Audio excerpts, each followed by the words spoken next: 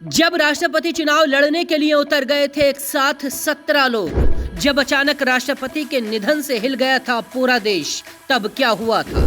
जब राष्ट्रपति चुनाव में उतर गए थे धरती पकड़ और हरिराम जैसे लोग, तब क्या हुआ था?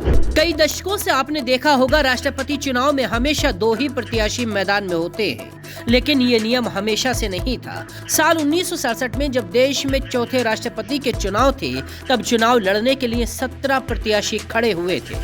तब हर प्रत्याशी को 2 प्रस्तावक और 2 अनुमोदक चाहिए होते थे। इस चुनाव में चौधरी हरिराम ने भी किस्मत आजमाई थी, लेकिन उन्हें एक भी वोट नहीं मिला था। उन्हें उनके प्रस्तावक और अनुमोदक तक ने वोट नहीं दिए थे। इन 17 कैंडिडेट्स में से 9 को एक भी वोट नहीं मिला था। इस चुनाव में जाकिर हुसैन ने जीत हासिल की थी। इसके बाद 1969 में फिर से चुनाव हुए, तब भी 15 प्रत्याशी मैदान में थे। इनमें से भी 5 कैंडिडेट्स को एक भी वोट नहीं मिला था। इसके बाद एक ऐसा नियम बनाया गया जिसने नॉन सीरियस प्रत्याशियों पर लगाम कसी।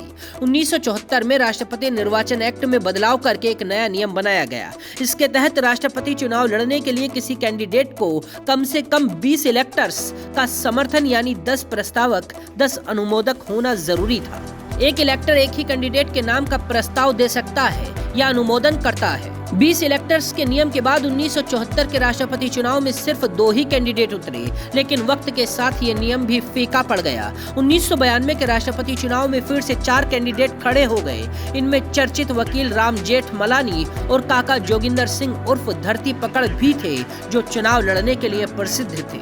इस चुनाव में राम जेठमलानी और धरती पकड़ दोनों की ही जमानत जब्त हो गई। इस चुनाव को जॉर्ज गिलबर्ट स्वेल को हराते हुए डॉक्टर शंकर दयाल शर्मा जीत गए थे। 1992 के चुनाव के बाद फिर नियमों में बदलाव किया गया। 1997 से राष्ट्रपति चुनाव लड़ने के लिए कैंडिडेट के लिए 20 इलेक्टर्स के समर्थन की संख्या को बढ़ाकर 100 इलेक्टर्स, जिसमें 50 प्रस्तावक 50 अनुमोदक कर दिए गए।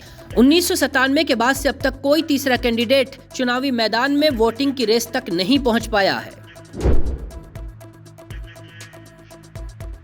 13 मई 1967 के चुनाव में डॉक्टर जाकिर हुसैन राष्ट्रपति बने थे। वो देश के पहले मुस्लिम राष्ट्रपति थे। राष्ट्रपति बनने के महज 2 साल बाद ही 3 मई 1969 को उनका निधन हो गया। ये पहली बार था जब कार्यकाल से पहले ही राष्ट्रपति का पद खाली हुआ था।